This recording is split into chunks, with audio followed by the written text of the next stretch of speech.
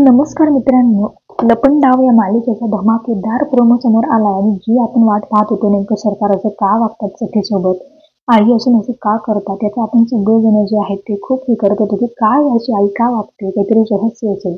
तर हो, ही सरकार म्हणजे आपल्या सखीची आई नाहीच आहे. सखीचा जो होणारा नवरा आहे ना, तर त्याला ती सापडते सखीची खरी आई. तर नेमकं तिला पकडायच्या नादात तोपर्यंत सरकार तिला पकडून नेतात आणि गाडीत बसवतात आणि सरकार म्हणतात की तू कितीही पळून जाण्याचा प्रयत्न केलास ना तर तू पळून जाऊ शकत नाही तेजस्विनी. म्हणजे याचाच अर्थ सरकार जी आहे ती सखीच्या आईची जुळी बहीण आहे आणि सखीच्या आईला कैद करून ठेवलंय सरकारने. तर मित्रांनो, आता सखीची आई विनवणी करते की कुठे आहे माझी सखी, कशी आहे माझी सखी.